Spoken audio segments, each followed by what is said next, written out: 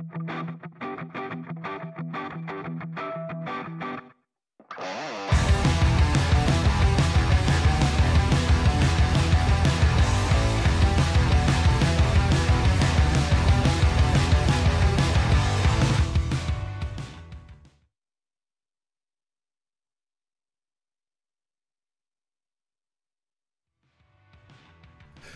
evening, everyone, and welcome to the final week's edition of the CrowCast.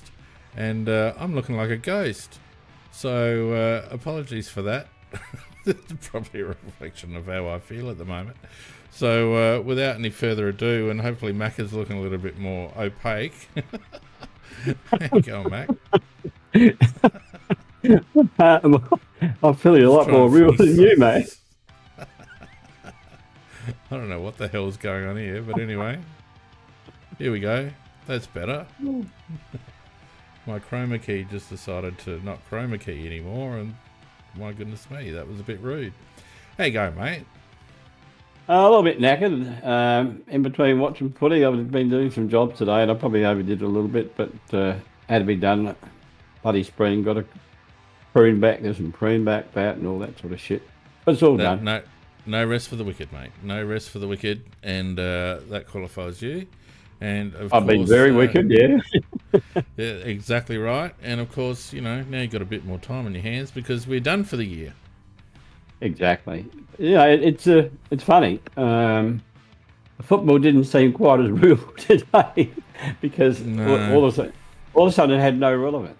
And yeah, it's very interesting because in the sense that the AFL, they've apologised for that particular mistake, but when we're talking about that particular mistake, that mistake was enormous because that cost a goal, it cost the game, it cost the season, it cost all the supporters of this club the opportunity and the joy of watching them play finals. So, yep. And I don't think that bloody duck shooting, polo playing idiot understands that. I don't know who you're talking about. I think you do. I don't think Gil cares, to be honest with you. I don't think he cares. And what a farce this week as a consequence. Every freaking goal decision was pulled up and reviewed, even though we all know that they review every goal. So even though decisions were called a goal, they still held them up and called for a review, even though they've got the 30 seconds to do it. It was just an absolute correction by the AFL, and it was just, I don't know. The freaking competition's a farce, mate. It's a farce. Yep. Just correcting somebody in the chat who said we wouldn't have made it because GWS won. No, look, Sydney would have had four. Sydney would have had 4 less points. We would have had 4 more, and we would have been 8 in. We would have been playing finals. That's right. We would have been where we essentially would have swapped spots with Sydney. Correct. So, Reggie, sorry mate, you're wrong. We would have definitely been playing finals, and would have been playing against teams that we've beaten during the course of the season. So, I must admit, I was pretty flat watching the West Coast game, particularly after in the first half we came out so bloody ordinary, and it looked like for a while there that I thought, oh shit, are we tanking for beating 6? And I was wondering the same thing. I really was wondering the same thing, and I thought to myself, well, if they are, it's not such a bad idea.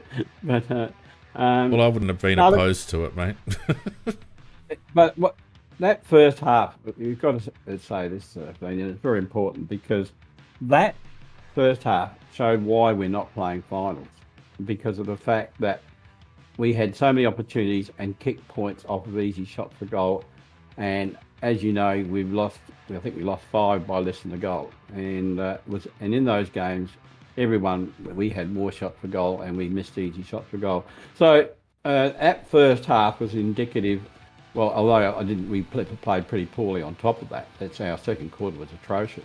But having said that with the number of shots we had for goal at half time, we were behind, even though we'd had more shots. And that's indicative of why we're not playing finals. Yep. I mean, we can analyse the season, and I'm sure we will at some stage before the cast pod. That's how You I'm are going. doing well. The podcast winds up for the year, but what's right in front of us is a team that has been a team and a supporter base that has been robbed of robbed of a finals appearance, and the team played like that in the first half. They were flat as tack, and even in the second half, it seemed to be all about Tex and kicking goals and all the rest of it. And I don't know. I just couldn't get it. I just couldn't get excited about it. To be honest with you, I've not got excited about the whole round, and I hate to say that because we're a bloody football podcast and we're supposed to be excited about football, but I am so flat after last week, Macca. So flat. Yeah, and it ditto here. I watch the games, but yeah, half the time it wasn't even soaking in because it didn't have the same meaning to me before, because from a Crow's point of view, it was meaningless. Yep. Look, before we go any further, thanks to everyone who's joined us once again on Discord. We've got a really good studio audience there, 24 in the chat. Don't forget, you'll have your opportunity if you wish to have your say. So if you do want to have your say, please stick your hand up and we'll get you on for a chat. And also thanks to everyone who's joined us on YouTube as well. I can't begin to thank everyone who has supported us on our YouTube channel this year, watching the cast and watching our two ugly mugs, Mac. I'm trying to... The reason why I've stopped putting little highlights and analysis on is because I had a bit of trouble with copyright, even though I'd been assured by the AFL that I was allowed to run them. So, and even though I've got videos up of full matches that haven't been copyright blocked, so I'm trying to get that sorted with AFL Digital, and hopefully by next season we'll be back with some video analysis, because that's one of the reasons why we're on YouTube in the first place. It's not to showcase our stunning good looks, Mac, that's for sure. No. I don't think anybody's too red hot about that. No, so so as I said, thanks to everyone on YouTube who's joined us. If you haven't subscribed yet, we have got a few casts left to go for the season. Our draft and trade casts are always pretty good, Mac, aren't they? So get around those. Make sure you like and subscribe and hit the notification button so that when we pop those up, you'll be in amongst it. And if you do want to have a chat, of course, you can chat along on YouTube in the super chat and in the live chat, and both the Discord chat and the live chat on YouTube get mixed in together so everyone sees everything. But if you want to have something to say and actually get on and be a star like Vardy Magic never does, then hop on a Discord. The link's there in the description, so get around that. Oh, Matt. All right. I've got to say too, last week was our highest rating show for the year, as you'd probably imagine, with everyone being pissed off about the situation. We had nearly 1,400 chat messages over the course of that podcast, Macca, and I always thought that you and me talked a whole lot of rubbish, but then we get 1,300 or 1,400 people saying stuff as well. It's like that's 2 hours of a lot of stuff to say. Well, it's true, but I have to say this: amongst the menu, there's a lot of good stuff as well. So, it's you got to just pick out the good stuff, mate. Yeah, I think that's what they do with us as well. I have no doubt. No doubt. All right, Mac. Well, look, I know the only reason you're on there is for your 15 minutes of fame, and it would be remiss of me if I didn't allow it for you once again. So, without further ado, God, I can't speak tonight. Further ado, let's get right into it, shall we? Friday night, Collingwood destroying Essendon. Essendon, they seem to spend all their biscuits the last time they played us. It's the last time they played any good. 70 points in the end and taking out the minor premiership and all the rest of it. And Essendon reports of player unrest in the change rooms afterwards and all sorts. So Brad Scott's got his hands full at that club. Yeah, but I mean, it's a Friday night game, and they're absolutely bloody pathetic. I mean, always get these rotten 1 o'clocks on Saturday or something like that.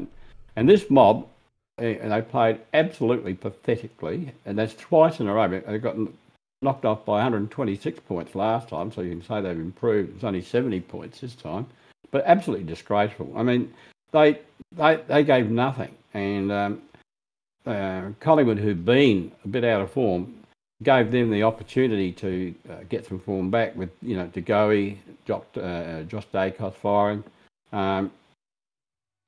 For Essendon, the only two players I would mention that played well were Merritt and Redmond, and it is a pity that we didn't get Redmond because he would have been an asset, but he decided to stay there. But I've got nothing else to say about the game. It was a rotten game to watch. Very good. North Melbourne, just finishing off the season on a bit of a high. 35-point winners over the Gold Coast Suns, and the Suns will be disappointed with that. Surprising game to watch, man. I mean, there's North Melbourne. Last week they got handed here, have pick one. And so they go out this week, they say, look, I will give it back to you, West Coast. I mean, absolutely amazing. I would have been tanking like hell, but they certainly weren't tanking. Mate, if you're getting 93 priority picks, then you don't need pick one. Yeah, well, that's probably true. But anyhow, they beat Gold Coast by 35 points, and Gold Coast had been playing pretty good football, and I think it's an embarrassment for Gold Coast, quite frankly. 20 losses in a row, I think it was, before this particular win. Harbeck reckons he's got the makings of a premiership team there. Well, when you lose to a team that lost 20 in a row, maybe not. To be honest with you, I think Gold Coast would be a bit disappointed they didn't make the 8 this year. They had a disappointing sort of run there before they stiffened up and started to play some really good football.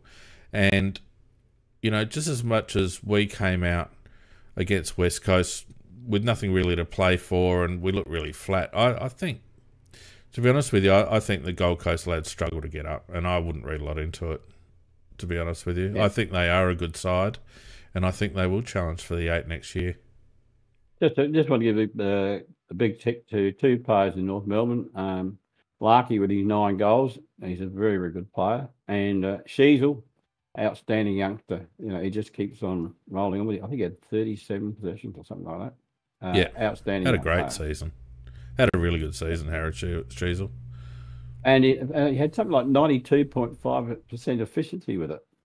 That's outstanding. Look, Macca, I don't expect North to be terrible next year. They've got, they just need a couple of key pillars, don't they? They do. Their midfield has got some real talent in there. They've got a great bloke up forward and just needs a little bit of support probably, but the defence is a bit shaky. But I reckon get Clarkson into him over a pre-season with his mind clear after that fiasco that's happened during the course of this year. And I don't think they'll be the worst. I agree with you because they do play some talented football at times. It's just that they don't normally stick it together for the whole 4 quarters, whereas this time they did. Yeah, particularly in the back half of the season, they've had good periods of games, but as you say, haven't been able to put it together for the 120 minutes. Anyway, let's move on. Freo 37-point winners over Hawthorn in the end. The Hawks would have been hoping to end the season on a high, particularly at the G, but Freo too good. To be honest with you, I didn't watch this game. No, which one are you talking about? The Freo Hawthorn. Come on, mate. I did watch it. It's your 15 minutes. I shouldn't have to tell you what game we're on. Right. No, Freo played it particularly well, actually. And it was surprising because Hawks had been showing some real form and looking like a side on the rise. But no, Freo really fired. They're Brayshaw, Sarong. They've got a full forward in Amos, 20 years of age. He kicked 41 goals for the year. And look, Freo... a strange side because they can either be very good or very bad, and they decide to be very good and far too good for Hawthorn on the day. Yeah, they're a bit schizophrenic, Fremantle, and he's going to have to deal with that over the off-season. I think they've got a few holes in their list still, Mac, Freo. Yeah. And a couple of blokes getting towards the end of their career, like Wilson, etc. So, be interesting to see how he handles that. Anyway, next game, Brisbane siring up second spot with a hard-fought 12-point win over a gallant St Kilda. Not a bad warm-up for the finals, actually. It was a pretty solid game, and Brisbane probably benefiting from home ground advantage in the end. Yeah, look, from the Saints' point of view, Marshall was outstanding, and Crouch played very, very well, as did Sinclair.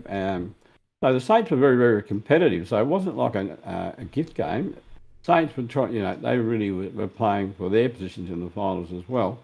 But no, you got to hand it to Brisbane. They've won 11 from 11 up there, and Port Adelaide have to travel up there in a fortnight's time, and I'm hoping it's 12 from 12.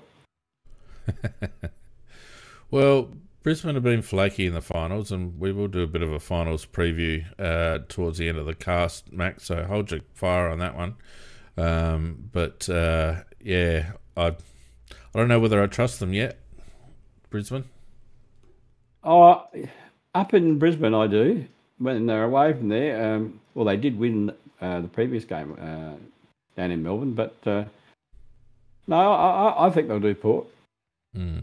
Anyway, we'll talk about that more later on. The Bulldogs, after a slow start, the score that I saw had Geelong in front, and then the Bulldogs came in over the top of them and had a good win down at Alphabet Stadium by 25 points in the end. Yeah, well, look, Geelong had 7 out for me. I mean, 7 regulars out, and some Joe Nobodies came in, and look, they played pretty carefree footy at the start, and they did get a lead, but really, the Dogs got gifted a rare opportunity to win a game at that stadium, because I didn't actually see much of the game, but Geelong did lead for the first 3 quarters, but the Dogs ran over in the last quarter, and Bontempelli's just got himself another 3 Brownlow votes. Yep, that's going to be. It's going to be tight, I reckon. I reckon he's had a really good back half of the season, Bontempelli, and Dacos went berserk in the first half, and then a couple of teams tagged him, then he got a niggle, then he got a bad injury, and I don't know. Anyway, then we had Port getting up over the Tags by 31 points at Adelaide Oval, doing what they needed to do. Yeah, but no big deal, because I mean Richmond had 5 regulars missing. They had 5 no-name brands come in, so if Port couldn't have beaten them on their home ground, well, and yet Richmond matched them for the first 3 quarters before Port got on top and ran over them in the last quarter. As usual, it was Rosie and Butters being the source of their supply, and yeah, I would love to have them in the Crows, have a midfield like that. If we had a midfield like that, we'd be very close to our premiership side, I think, mate. But our midfield's stacked, just ask our coaches, mate. And then we had Melbourne beating Sydney, which should have knocked Sydney out of the finals race, but unfortunately Sydney, by the gift of the footy gods, lived to fight another day. But Melbourne doing well to beat Sydney at the G by 21 points. Yeah, so I mean, Sydney lead again for 3 quarters, but Melbourne kicked into gear in the last quarter, kicking 4 goals to nil. Petrarca and Riley quite outstanding for the Demons, and Fritz got 5 goals. Got to say, Wilden, 42 disposals. He has to be in the top 10 players in the comp, eh? Yeah, well, talking about Brownlow chances, we don't see we don't tend to see a lot of Sydney, but he's also had a good second half of the season as well. Oh, I think he's an outstanding player. His work rate's enormous, and when he does get the ball, even after he's been running and running and running, he still uses it very well. He's a great player. Yeah. And the late game that the Giants had to win, they did.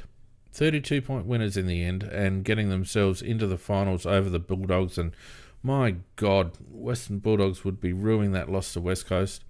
But the Giants, I reckon, going better than the Doggies, so probably deserve to be there anyway. 32 points over Carlton.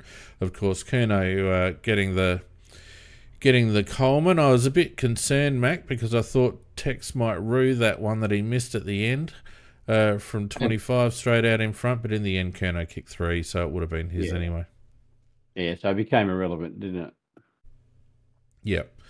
But I'm glad the Giants got in. I think they'll actually be the team that I support during the final series at the times that I pay attention to it. No, I'm with you. I like the Giants. They're playing good, hard football. Carlton have been in good nick, and it was at Marvel Stadium, Mac. Everything against them, basically. And to win like that, with all the hype around Curnow and all the hype around Carlton, to come down to Melbourne and win that for a place in the finals, that's a sign of maturity from that team that they probably haven't shown previously, I don't reckon. Yeah, I think this coach has done a very good job with them, actually, because they keep losing players down to Victoria, but I think he's done a great job. I think they did a very good thing by moving Cameron on and getting Adam Kingsley. I think you're exactly right. I think he's toughened them up. I think he's turned them into a footy side. And, whether you think Cameron can coach or not, I think he'd probably... he'd been there long enough, and as an assistant, then as a coach, and, you can tell that they're playing with renewed energy and slightly different game plan under Kingsley, and... that they're a bit straighter. They're using Hogan a lot more, and they seem to have their energy back through the midfield. I think I'm not saying they'll go deep, but I think they'll worry a couple of sides. Yeah, and I'm totally with you. I think that Cameron ran his race probably a year or two ago, and that's one of the reasons why players kept leaving. They would never ever made it in the finals if Cameron stayed in. Totally, they're much tougher this year, as you say, and they're much more direct. They used to play a little bit of fancy football and end up messing it up, but now they're very, very tough and very direct. So, I think they'll go well. So let's just have a look at the flag. Oh my God, at the table. Collingwood minor premiers on 72 points. Brisbane in second and a home final on 68. On percentage over Port, also on 68, who will go up to the Gabba. Melbourne and Collingwood at the G will be a pretty good opening qualifying final, I reckon, Mac. We got Carlton in 5th, who will play the Swans, who ended up in 8th. St Kilda in 7th spot. In 6th spot, who will play the Giants. The Giants will be disappointed at one stage. They were ahead of St Kilda on percentage and only missed out on a home final by 0.7. That's pretty close. And then missing out, Western Bulldogs, obviously, after that horrendous loss against West Coast last week. The Crows, after that horrendous error by the AFL. Essendon, after that horrendous stretch of games after they beat us. Geelong, after that horrendous run of geriatric selections that finally came to a close. Richmond, after that, I can't keep going. Richmond, Fremantle, Gold Coast, Hawthorn, North Melbourne, and West Coast, right at the death with the wooden spoon. So it'll be very interesting to see what happens with Harley Reid, because they've got the Harley Reid pick now. And he's a Victorian lad. North have made an application for a priority pick, plus they want to, what's that lad's name? Sampson, is it? That they want to include as an academy pick, even though he wasn't in their academy because he identified late as an Indigenous player, and now they want him included. And I have That would be atrocious if they did that. Of course they'll do it, Mac. Of course they'll do it. Of course they'll do it. We could get cheated out of bloody finals, but they'll give it a player to another club. GG. Sanders, that's the one. They will do it. I'll bet my life that they'll do it. sadly, you're probably right. They just make it up as they go along. I mean, that trade to Geelong last year, Christ. Yeah, 100%. It'll happen. I guarantee you that West Coast will see. And let's not get too bogged down in draft talk just now. But there's the talk is that the draft is pretty even and not of a huge caliber after about pick 6 or 7. So you got to wonder what West Coast will do, whether they'll take Reed at 1, or whether they'll look to split that pick to try and get some more youth. But it's probably not the draft to do it. Probably not the draft to be splitting your pick, to be honest with you. Well, it is interesting because I did read an article that they weren't internally that upset about having picked 2 because there's a Western Australian lad that they've got their eye on, some very tall. Curtin. Alex has just put it in the chat. Daniel Curtin. Yeah, and I wouldn't be at all surprised if they did a trade with North Melbourne to try and to get their own player. Maybe they don't have to because I don't think the AFL would let North Melbourne trade if they're going to give them a priority pick, mate. Well, North Melbourne would be trading to get pick 1. Yeah, but I don't think the AFL would allow them because it wouldn't be 1 for 2. It'd be 2 plus something for 1. Oh, yes, it would be. So yeah. I think if the AFL give them a priority pick, I don't think they would allow North to trade pick 2. Yeah. Well, do you think there's any point us trying to trade with anybody? Well, it's absolutely a point. The qualities are beyond us. That's why I wondered whether we were tanking for pick 6, because we'll be pick 9, and I don't know whether there'll be a huge amount. I mean, look, it's all speculation. There's always good kids that come through that aren't in the top half a dozen. But just the word is that after about 6 or 7, it's not that great. But Dersma's the one that you'd probably be thinking we might have an eye on. I don't know. We would have to be taking a midfielder, surely. Well, you'd want to, but then again, I want them to throw $1 million over 6 years at Sam Flanders. But they won't do that either. Gee, I tell you what, didn't he come out of nowhere this year? Oh well, how long have I been talking about him, Mac? I know he had a great year. He just hasn't had the opportunities until this year, and he's really grown. I reckon he's exactly the type of midfielder we need. Gets his own ball, but also is good on the outside. Got good pace. I really, really like him, and I wish we won't. And now that Hardwick's on board, I think that he's more than likely to sign. I would have dumped money on him. I would have overpaid easily for him. I would have smashed him with money. But there's a heap of Victorian teams after him too, though, Dean. Yeah, but that's why you got to smash him with money. And let's not get too bogged down, Mac. But I've said during the course of this podcast for years and years that we must change our structure in terms of how we pay players. We have a very, very flat pay structure, Macca. And if we are going to get the best players from interstate to come down here, we must be prepared to overpay. Correct. I agree with you. We must be prepared to overpay for those Victorian lads. But we have to give them a reason to want to come here. And then you rely on the culture to hope that they stay here. But you've got to... If we're up against 12 Victorian teams to get a lad like Flanders, you've got to understand that we're going to have to pay overs. So, Vardy talks about Seedsman. Seedsman was kind of, I don't reckon he was on the same level. He was kind of on the outer with Collingwood, and I think he played his best football with us, to be honest.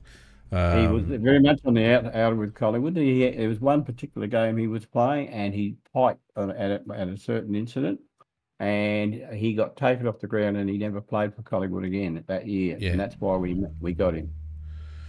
Yeah, so, I just think we need to overpay, and Flanders would have been someone that I would have been quite happy for them to overpay. But we have a very flat pay structure. We overpay our seniors, and we have people on our list that we shouldn't have. Anyway, that's probably a conversation for another time, Mac. Yep. So let's talk about our game, shall we? And once again, as mentioned, if you are on Discord and you would like to have something to say, go right ahead and stick your hand up. Pardon me, and we will get you. Pardon me, God. And we'll get you on for a bit of a chat. Oh, I've got the hiccups. That's great. That's not what you want. Anyway, Mac, it was the Crows in the end, 17-21. Excellent kicking once again from the Crows, defeating West Coast 12-6-78. In the end, a margin of a lazy 45 points. Very, very scrappy first half. Much better in the second dig. I think West Coast gave all they had in the first half and ran out of puff a bit. And that's that. And hopefully, have they said anything about Harry? He didn't snap his Achilles, did he? No, he has got a serious Achilles injury, which could take a very long. Yeah, he's in a moon boot, and they said he could take a very long period to heal because it's quite serious. So I don't know. They never actually used the word snap. They just said it was a serious injury.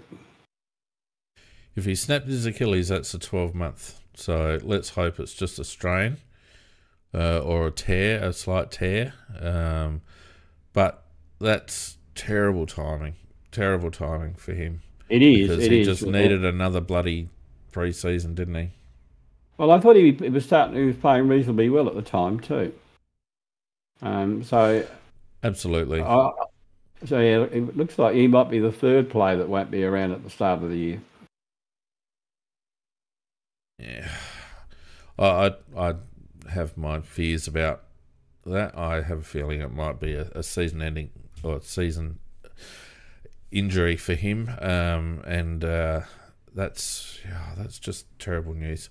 And again, if that is the case, Mac, it further depletes our midfield.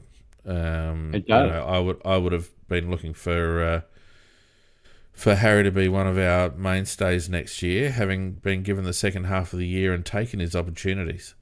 I would have thought that he would have been first man up. So terrible luck for Harry, and not great for us.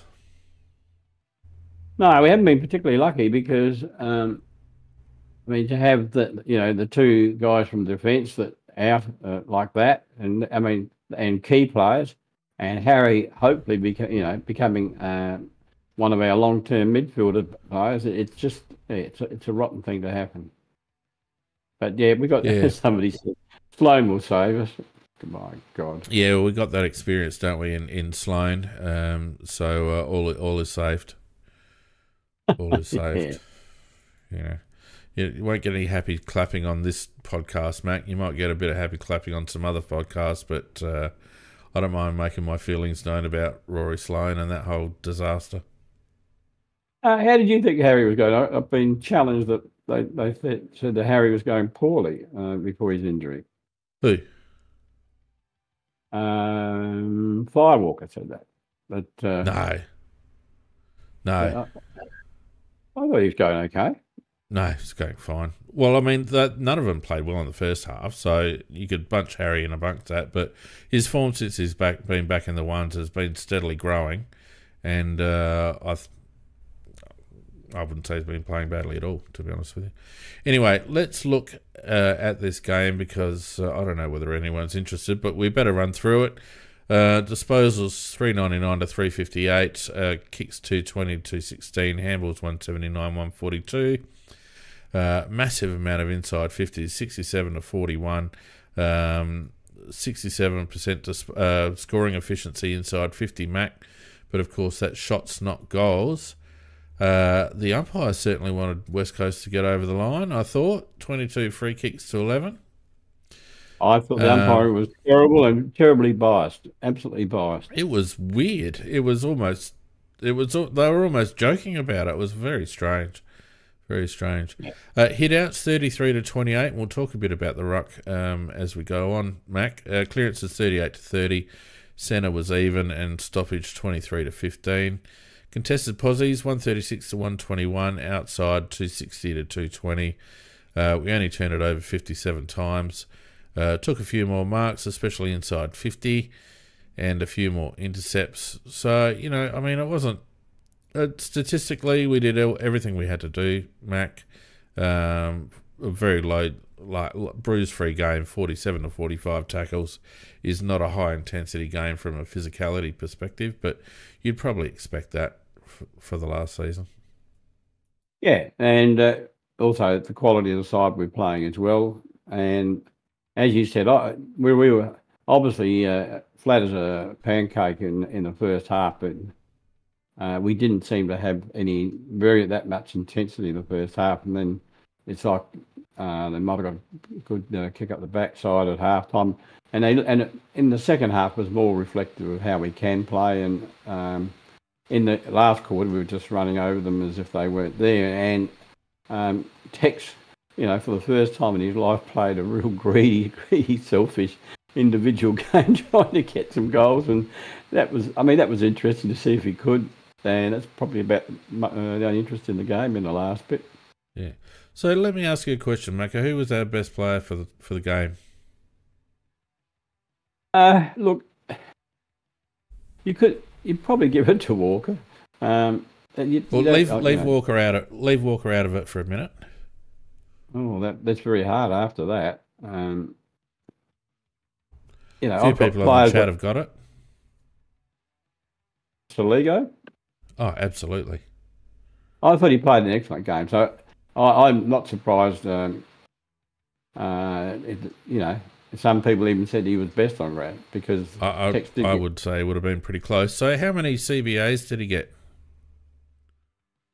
Did you get any? Big fat 0.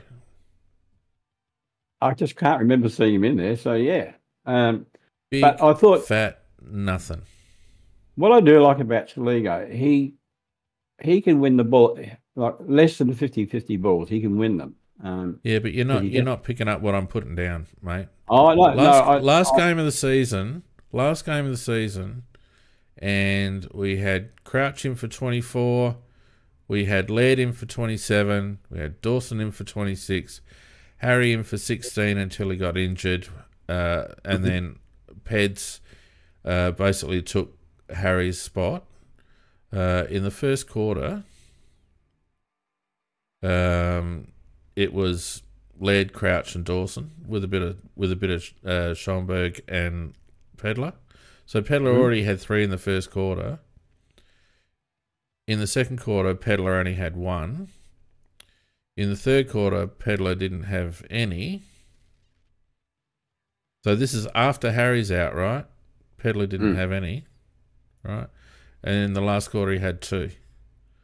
So we ran that whole game with that old fart midfield. Well, yes, we did.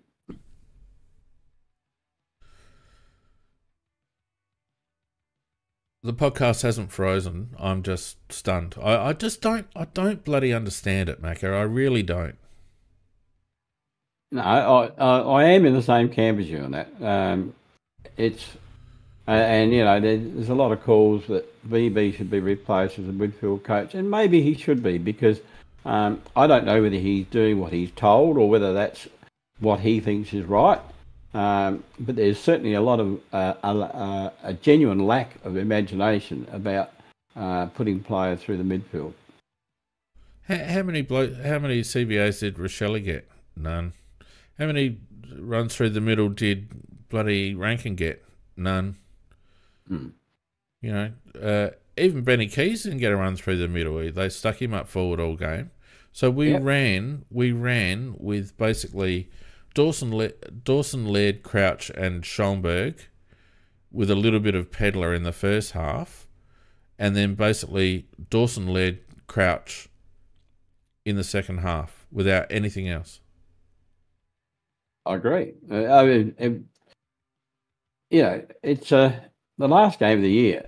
Surely you'd run, in that situation, you'd run the young boys through there, let them have a taste just before, as the season is finishing. But no, it's I don't understand it either, Fee. It's difficult to work out. It just doesn't. Obviously, we don't know what Crouch's situation is with his contract, but I would be more surprised if they didn't re-sign him at this stage, Mac. I think he's probably forced them to resign him, in the sense that, look, you could trade him, but I think his value's gone up, put it that way. He's, by the way he's played in the last, 5 or 6 games, he's more than paid his way, and look, he either gets a contract or you trade him and you get something for him. But I think you're right. I think they'll probably sign him. And if they sign him, they'll play him. That will be unfortunate in the sense, and I do agree, that's the downside, because you could play him next year and without a problem if you didn't have a Laird and a Dawson there as well. You've got to have different mixes. I want you to have a look at this stat and tell me if this is the stat of a player who is going to be a force as a midfielder in the AFL for the next year. Matt Crouch, 31 disposals, 5 kicks, 26 handballs. Yep. And I knew you would raise that.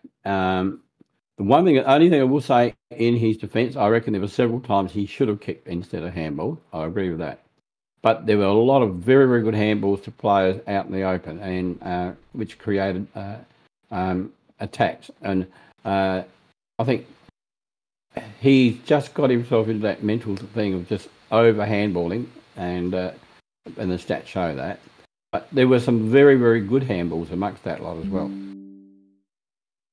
He got dropped and fell out of favour because of his propensity to use the ball by hand and not by foot, Mac. Correct. Yeah, correct. And this is what he dished up against the worst side in the competition. Notwithstanding that Tim Kelly was running riot, although Matt Crouch wasn't on Kelly. But the worst team in the competition, Matt Crouch could only get 5 kicks for the game. Well, there were probably about another 5 or 6 times he could have kicked the ball. I know, that's what I'm saying. So why didn't he? Oh, well, I mean, it's a valid criticism. So we're gonna and look.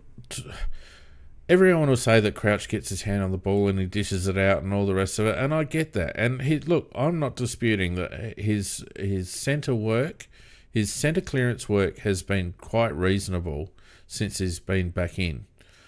But centre clearance work is only a very small portion of the game, Mac.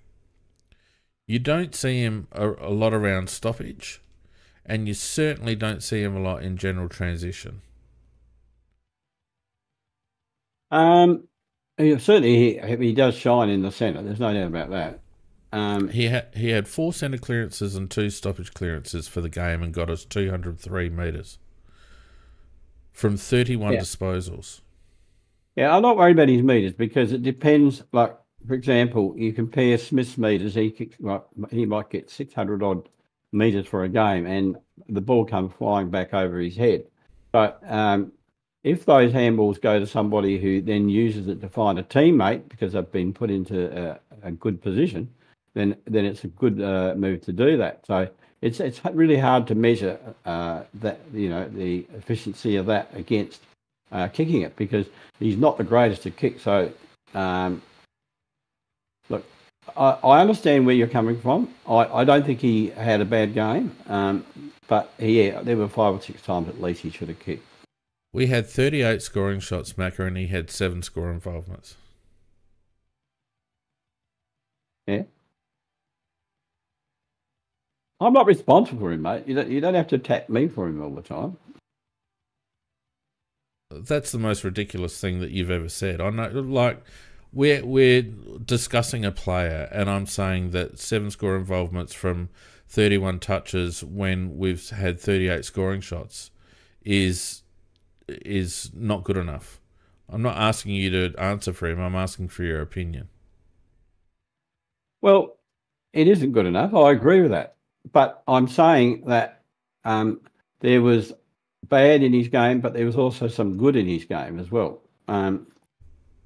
I just think that, unfortunately, it's, when you've got a mixture of Laird, him, and Dawson. Dawson is a fighter for the ball. Laird is, he's a fighter for the ball, and so is Crouch. They're just not. There isn't that midfielder who you can, like a Parrish. Parrish doesn't earn many balls. Parrish gets a lot of those. Crouch would be very good with the Parrish next to him. He'd be just flick it out to Parrish all the time, and that would be actually very efficient. But we don't have that type of midfielder yet. Well, let's look at Lairdy, because between Lairdy and Crouch, they had 68 possessions for 15 kicks. Laird had 10 of them, and 27 handballs. He had 4 marks, 4 tackles, 14 contested possessions. Laird at least had 13 score involvements, 6 clearances, 5 centre, and 1 around stoppage. But again, 265 metres gained. So, less than 500 metres gained out of our 2 mainstay midfielders, Mac. And that's not a midfield. That's not a midfield that's going to win a premiership. Totally agree. 100% agree. So what do you do about it? Well, I've already said to you, I agree that I would have run the young fellas through there. Pedler got some opportunities. I don't think he actually made the most of it this time. Whereas when he played half a game last week, I thought he did very well. It just looked like he wanted to. He got less. He got less centre bounce attendances in a whole game this week than he got last week in a half game. So what do you want him to do, Mac? Well, I guess that's on the coach's head, not his. But well, then, yeah. So what do you want him to do? He had 16 disposals, 3 and 3, 3 marks, 3 tackles, I should say. 11 kicks, 5 handballs. Burnt the ball a bit, I thought. Turned it over 4 times. But he had, out of those 16 disposal, he had the same score involvements as Matty Crouch. Yeah. So he was double the efficiency of Matty Crouch. Well, my one criticism of Pedler, though, he did have 3 good shots for goal, which he missed each time, and absolutely. that's something that he really has to improve on, because I can't understand it, please, because he is a beautiful kicker of the ball, and yet it must be psychological when he's shooting for goal, because he doesn't look like kicking them. He doesn't just miss by an inch. He misses by like a half of a goal and a point. It's just not good enough. And he's one of those that we seem to get on a roll with the yips, and we're a team that seems to, if one does it, then just seems to get very catching. Well, it's interesting. I was watching the GWS game this afternoon, and I don't know whether you remember, at one stage Callum Ward got a 50-metre penalty that put him about, 25 metres out. Do you remember that? I reckon it was the second quarter. No, I didn't see that. Yeah. All right. And anyway, he's lined up and he's popped it straight through. But what struck me is that the conviction with which he kicked the ball. And I thought to myself at the time, that's exactly what you don't see from Adelaide players at the moment when they're lining up for shots for goal. He kicked the ball with conviction. It was going through. And blokes like Thilthorpe and Tex occasionally, when he's closer to goal, and a few of these others suffer from that. They don't kick the ball with any sort of conviction whatsoever. The trouble with Pedler, I think, though, Macca, is that I think he kicks set shots like he kicks the ball on the run, and they're two different mechanics. Yeah, you're right. They are definitely different mechanically. And it's interesting because when he was playing in that SAFL final for West Torrens, not last year, before, I think he kicked 5 goals that game, and most of those were kicking on the run, just as you say. And like he'd break out of centre and go bang and kick a long 60-metre goal. And yet here he's having a set shot goal, 35 metres out, straight in front. And you know he's going to kick a point.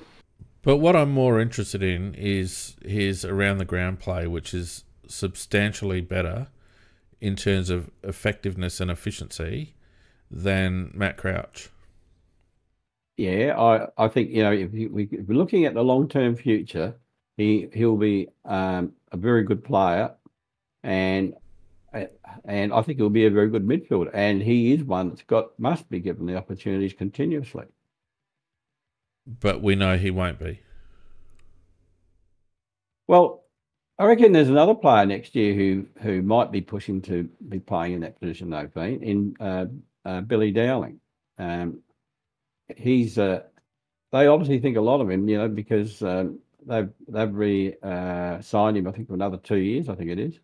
And from what I've been told, because I don't watch the SAFL matches, but I've been told that he's been playing extremely well.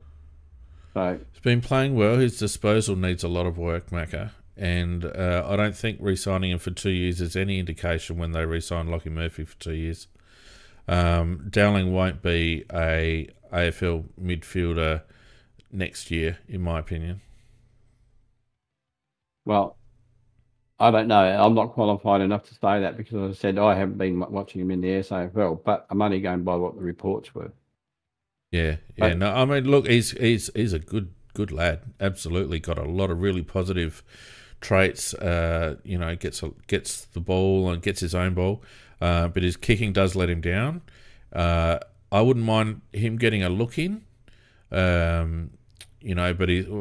in terms of breaking into our midfield, our midfield needs to be Luke Pedler, Josh Rochelle, Jake Saligo, a bit of Isaac Rankin, and one coalface. Geordie Dawson's in there as well. If you look at, say, Melbourne, they've got Jack Viney, who does a lot of the hard yakka, and you've got Petrarca and Clayton Oliver, who play very much like Pedler and those blokes. They're just hard, strong players, but they're not just one-dimensional. Petrarca's not a one-dimensional player. Oliver's not a one-dimensional player. We've got 2 blokes in there that are one-dimensional players, and they chose to play them in tandem against the worst team in the last game that meant nothing. I just don't get it. Look, I have to support you on that. I do agree with you on that, because they are one-dimensional, absolutely one-dimensional. And you actually quoted a very good midfield there in Melbourne's, because they're all slightly different. Petrarca's got absolute brilliant. Oliver's just Oliver. I mean, he's so hard to beat for the ball, and Viney is just a brutal beast and tough as. So they've got a lovely mix, and they're all quality as well. Yeah. What they've also got, Melbourne, is a good ruckman, and we saw an interesting tactic against West Coast, Mac, where they decided to take Riley Thilthorpe as the sub, and it seemed to be a predetermined tactic to give him half a game in the ruck. What did you think of that? Well, I thought it was a good move. Last week, Thilthorpe 3 possessions for the game was atrocious, absolutely atrocious. I just thought Thilthorpe looked a lot happier being the ruckman, to be honest. What did he have? He had the 9, just the 9 possessions, but he only played like a half on the ball. I just think that he should get a lot more runs on the ball, because at the moment he's lost his confidence as a forward, and is really, compared to the natural ability that he possesses when he's playing up forward, he's giving us very, very little indeed. Because the guy has got tons and tons of ability and talent. So I just think he just needs to be given that opportunity on the ruck to be playing more and more and more. And I just think he'll get better and better. So my question was about the decision to play Thilthorpe as a sub, Mac.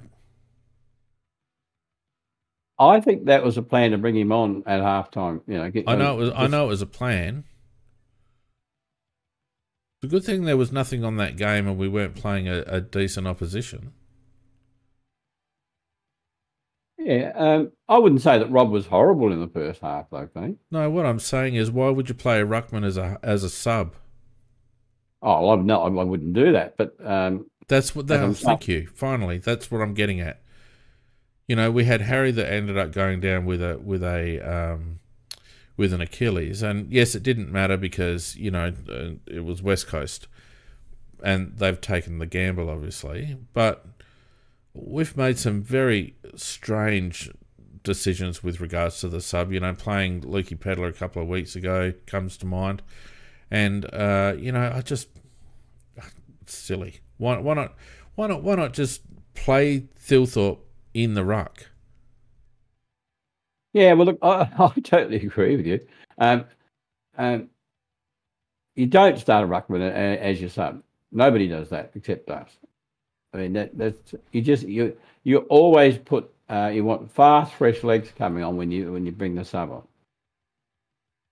Yeah. That being said, I think we saw the difference certainly in centre ruck work between a ruckman who can ruck and a ruckman who can't. And I know that Riley got a bit jumped over by the West Coast ruckman, but when he had the opportunity, his hit zones were so varied compared to what O'Brien serves up. And I just feel like he just needs to continue to play there. He needs to continue to develop his physique. And he could be Max Gawn-like in a couple of years. Because his ability, I remember one where he flicked it over the back of his head. He was able to hit to our advantage far more often than Riley O'Brien has ever done. It was chalk and cheese, Mac. He has got massive natural ability. The one thing he hasn't got at the moment is a great deal of belief and confidence. I think he's got less confidence now than he had when he first started playing in that first year. But he's still got the ability. He's still got the ability. And like you say, if you just gave him that opportunity to keep playing and the majority of our ruck work, I just think he would just get better and better because it gives him a lot more opportunity to do different things, to be involved in different styles of play rather than being a tall up forward surrounded by other guys who are the keys and you're just hanging around there hoping to mark a ball now and again. So I just think that sort of slowed his development down, making him into a forward like that. So the more opportunity he's got to ruck, I think the quicker he will improve. Macca, I don't think he's a forward. I've never thought he's a forward, and I don't think he's a forward. Well, he had a day out even when he played his first one and as a forward. Oh yeah, but we've already talked about that. That was 2 years ago, and the ball fell in his lap a few times. Like, he did not kick 5 genuine forward goals. At least 2 of them were opportunistic. Well, yeah, because he's got the ability he's done to nothing. do that. And he's got nothing. He's done nothing since. He's not a forward. No, and he was playing as a ruckman when we recruited him. Yeah, that's right. He was playing ruckman in the SANFL as an 18-year-old for Westies. Yeah, he is a dead set. He's a. I think you might have mentioned it last week, Mac. He's a bit of a Mark Blitzarves. He probably hasn't got the tank of Blitzarves because Blitzarves is an elite runner, but he certainly does have a tank. He does have a tank, and he plays much smaller than his size. Like, when he's on the ground, he doesn't look like a loping 200-centimetre bloke. So, no, he very good down below his knees. He's very good. But but we need to have him in the game. And I was very pleased to see, you know, despite the fact I thought it was silly that they took him as a sub, because that could have gone pear-shaped very quickly. I actually feel happy that they gave him half a game rucking, and I just feel like a kid like that, you've just got to keep him in the game. He's just got to be in the game, and when he's sitting down forward, he's not in the game. He goes cold. You know, we've got other marking options up forward. You know, he gets a bit lost. I think he just needs to be in the game, and I think that the best position for him is as a ruck. And there's plenty of sides around that have shown that you don't necessarily need to have a winning ruckman as long as you've got a good midfield. And, you know, Thilthorpe almost becomes an extra midfielder when he's in the ruck. Yeah, look, he played all his junior footy as a ruckman, and he was always well, he didn't. No, he didn't. No, that's wrong. He didn't. But go on. He did play. He played a lot of games in the ruck. He also played a lot up forward. He played in his senior year at Westies. He played most of it in the ruck. No, I was talking about his junior days. I was talking about his junior days. Yeah, because my grandson played against him. Junior days. I'm talking like, you know, up to about under 16s, under 17, something like that. Righto, okay. So his thoughts all at that stage were that, and he was outstanding because he was not only good as a ruckman at that stage, but he was also brilliant even at ground level, just getting the ball, and his mobility as well. And I just think that I think he would be much happier if he was playing in that position, and he would develop much quicker as well. Yeah, I agree. So, you know, I mean, I don't want to go too much on about any other individuals. It was a nothing game. Players did what they had to do. It was relatively bruise-free. A lot of play between the arcs, Smack. I'd like to mention one player, Gallant. Lockie Gallant. Yes. Now, Lockie Gallant is part of the future of this club. There's no doubt in my mind about that. I honestly think, I mean, the guy's been waiting, but I thought he showed plenty of ability, and he's always had plenty of ability. He just hasn't had, you know, much opportunity because where he would naturally play is where Walker is and where Fogarty is. But I have to say, I really liked it. Even when he had a few stints in the middle as a ruckman, I thought he did quite well when he did that as well. Yeah, so it wasn't the worst. Yeah, I think the guy is a very good footballer, and I think he will be the replacement for Tex long term. Well, I mean, it depends a bit on what Shane McAdam does as well. You know, and I think Gallant could also benefit from Thilthorpe being pushed up the ground, Mac. Yeah. I don't yes, know what's happened to my background. Apologies, something's just happened to my background. We're just going to go black now. So, you know, with maybe moving Thilthorpe out, and if Shane decides to go back to WA, you know, that makes a little bit of space for Lockie. I agree. From the moment I saw him, I thought, gee, this kid knows how to jump, knows how to attack the ball in the air. He just needs a little bit more on him, doesn't he, in terms of strength. But he plays tall. He's got good reach. He's got good timing usually, and doesn't look out of place at all at AFL level, mate. No, not at all. I thought he looked very comfortable. As I said, I think he's very promising. And then I want to mention the reverse of that. I thought Borlase, from my point of view, he just looked. I don't think he's got it, Dean. I just don't think he's got it. Well, I mean, he was up against Jack Darling for most of it. Yeah, but I just think he's not a key defender, Macca. Like you're asking a lad to play out of position. He doesn't even play key back in the SANFL half the time. I just don't. I don't care whether it's key defender or ordinary defender. He hasn't got a lot of pace, and yeah, I thought a couple of times he got very badly caught out of position too. But I don't know why we would dwell on that, because we basically we've already come to that conclusion. I mean, the reason he's being played is because we've got no others, you know. So, the relevance Murray and Butts out. Yeah, the relevance of talking about him though is that we've only got very limited spots on our list left, and I'm saying I don't think he'll be one of them. No, I don't know whether they'll be willing to cut him with Butts and Murray out, Mac. I mean, that's the only thing that can save him. But from my point of view, I just don't think that he's part of it. I'd shuffle the side around and put somebody else in, but even maybe play Gallandon in the back line for a bit of a grooming. But I just don't think he's a really, really natural AFL footballer. I think he's a natural AFL footballer. I just don't think he has any physical agility, Mac. I think he knows what to do, and I think he knows what to do, and he's got the size.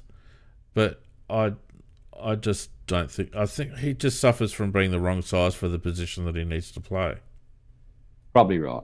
But you know, he was quite a good player at Sturt before he got brought on our list.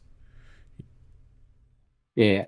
To me, he just doesn't seem right. And when you look at the type of players that other people have in that position, and I understand what you're saying, that we've got very good players out injured, and that's one of the reasons he's there.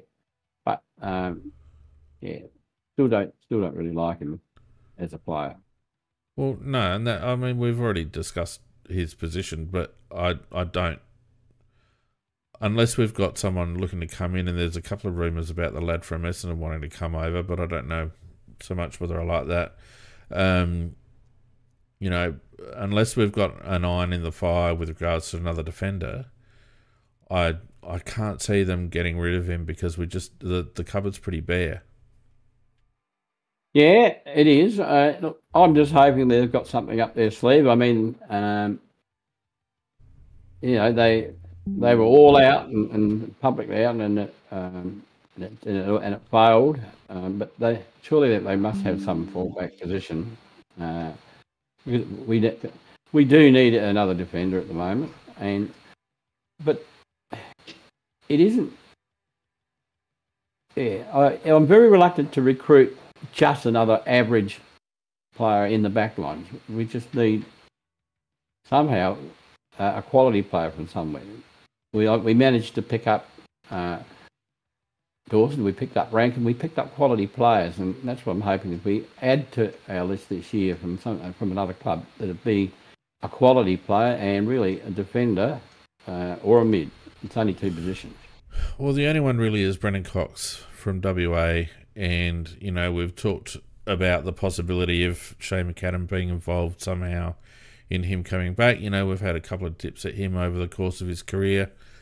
You know, he's the obvious one. There's Zerk Thatcher from Essendon, who I don't really rate, and I don't think would be an upgrade at all.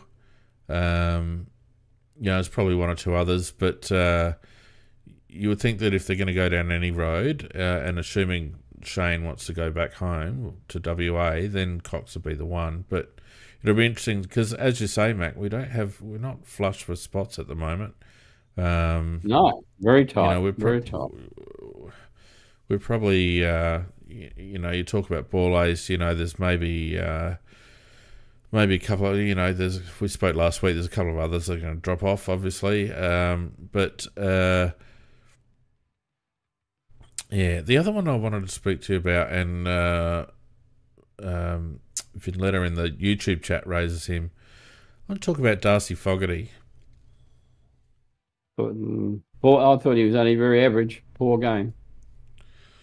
I would rate his season, and I don't want to go through all the players, but I just want to talk about Darcy for a minute.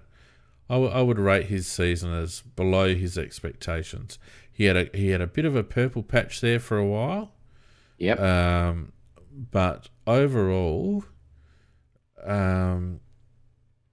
yeah. And the thing about Fogg is that he knows from his own mouth, he knows what he needs to do to be effective. He needs to get on his bike.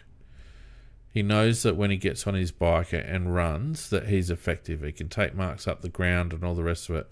I still think that he struggles a little bit working in tandem with Tex, because they're so similar and they have similar leading patterns and they run to similar areas of the ground. But is Fogg just one of those teaser players that will just give you little bursts of goodness, but overall isn't quite there? It is a very good description of his career to date. Anyhow, hopefully he will go a little bit further than that, because he's actually publicly stated his own weaknesses. But up to now, that description that you just put out then as a teaser is pretty fair, because during the year there was a stage, I think about 2 or 3 games in a row, where we thought, yeah, Fogg's arrived. He's really got the message. And he said, I'm no longer jostling with my opponent. I'm making leads, etc. But watching him again on the weekend, there wasn't a lot of leads and there was a lot of jostling. So I thought he went backwards again on the weekend. And that's he's been doing that for quite a while again now, Mac. He's fallen into that. And every time I see him do it, I think, Darcy, what the hell are you doing? You know that this isn't effective.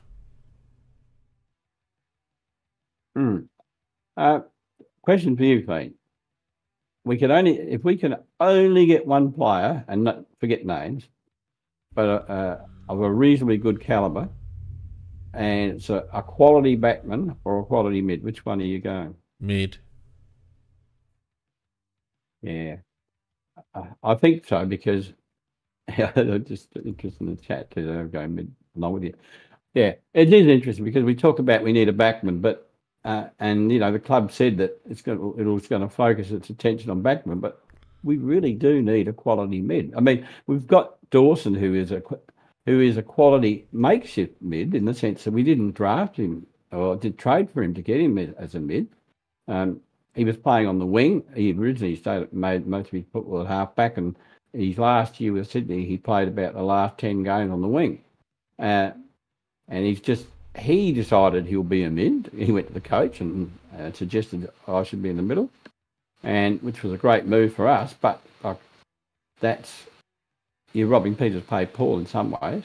But we don't have, when we talk, like you mentioned the names with Melbourne have got, and there are other clubs that have got 2 or 3 like that. We don't have those same type of names. And we don't know, Macca. I don't want to get into this argument again, because we don't know, because we don't play them. The only reason Melbourne know that Petrarca and Oliver are good midfielders is because they bloody play them there. We don't know, Mac. We don't know. So it's a moot point, because unless the club wants to actually hand over the baton to the new players and to trust the youth, and to get, which is what this season was supposed to be about, Macca, then you don't know what we've got. We've got Sam Berry in the twos. We've got Harry, played half a year and is now injured. We've got Jake Saliga. I don't know what else he needs to do to bloody attend a centre bounce. We've got Josh Rochelle, who's a natural clearance player who doesn't get a look in. We've got Isaac Rankin, who is a tough, hard, natural clearance player, doesn't get a look in. I don't know what they're doing, but I do not see the point. I do not see the point in how we played the back. I'm terribly disappointed with how we approached the back half of this season. And you cannot say that we don't have the cattle, because you just don't know. And that's a fair comment. It is a fair comment. I think with Pedler, for example, I think he could be potentially one of our best big things in the middle, if he gets himself totally fit and injury free. He's since we've had him, this is the best Pedlar's been, but he's still not 100% fit to the level of what you would require from a midfielder. But I think there's a little sample. You run him in tandem with Soligo.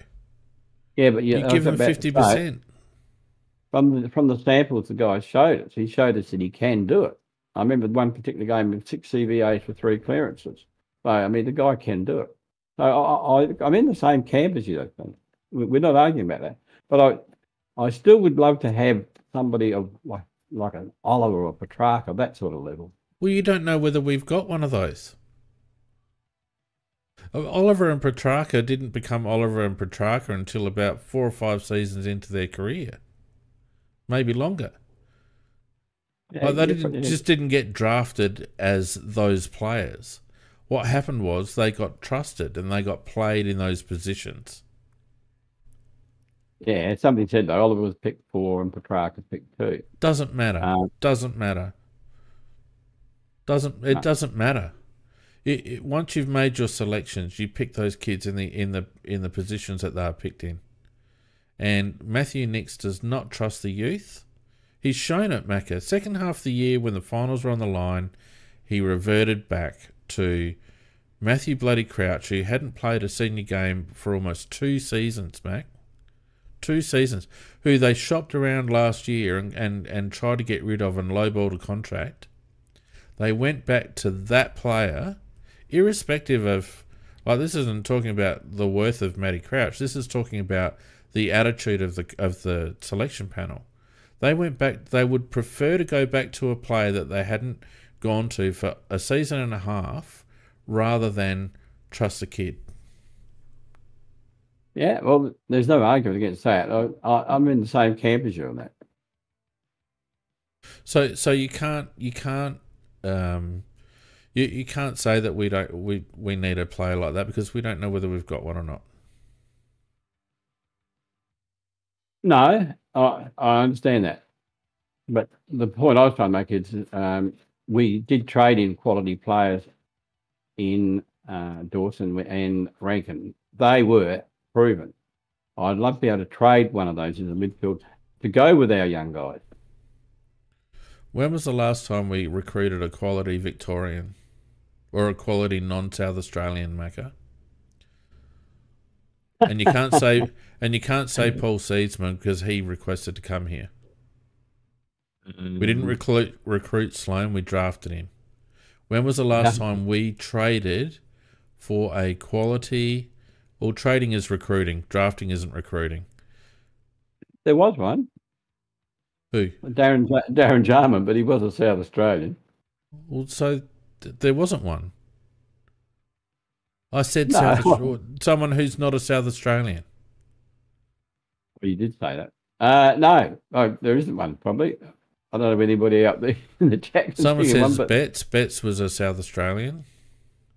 Ronnie Burns is probably a good call.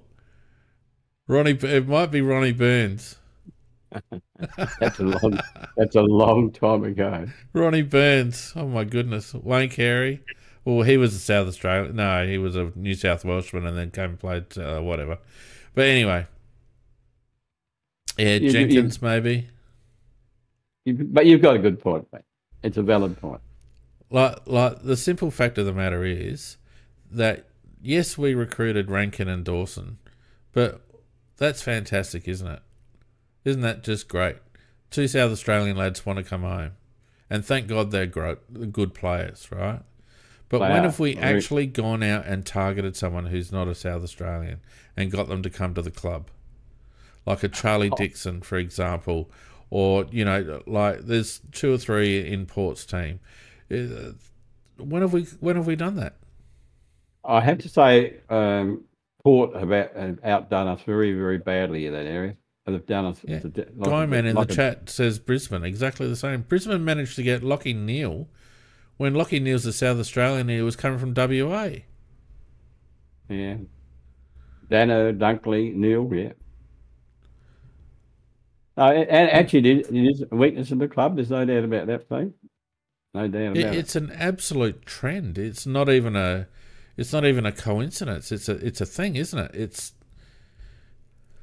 Like we need to if we are to be the best in the comp, we need to target the best in the comp, or those that we think will be, elite in the comp, and it shouldn't matter where they come from. And if we have to pay overs to bring someone in that would rather play in Victoria, then we should do it. Oh, cruelly somebody says Richard Tambling, which is true. It's just rude. Just rude. And he was a shocker. Turned out to be a shocker. Someone asked why Luco didn't want to come to us. Well, because he's settled up in Gold Coast. It's not that and he's not a big fan. He's not a big fan of the Crows. Yeah, it's not that he doesn't want to come. He doesn't want to go to any other club. He's happy where he is. So that doesn't count. But look, your point's 100% valid. We couldn't call it. We've been trying to call ourselves a destination club, but you're not a destination club till you can attract them from Victoria and of high quality. I agree with that. So, like people are saying, well, who? Well, I've already said Sam Flanders is the absolute obvious target, and I would have chucked money at him left, right, and centre. Right, he's exactly the sort of bloke that you would look at the beginning of the year, that Justin Reid should look at his whiteboard at the beginning of the year and say, who do you reckon is a good player that's maybe a bit on the outer at his current club because he just can't break in? And Sam Flanders would have jumped out at you, right? And you would have been on the blower to him from there. And then you watch the season that he's having, and you'd be rubbing your hands together, wouldn't you? Oh, he's had a massive season. Yeah. His numbers just get bigger every week. So look, I don't think we've unlocked all our visible talent yet. I think there's plenty. Jake Saligo is going to be a beauty, in my opinion. One of Hamish's mid-draft specials.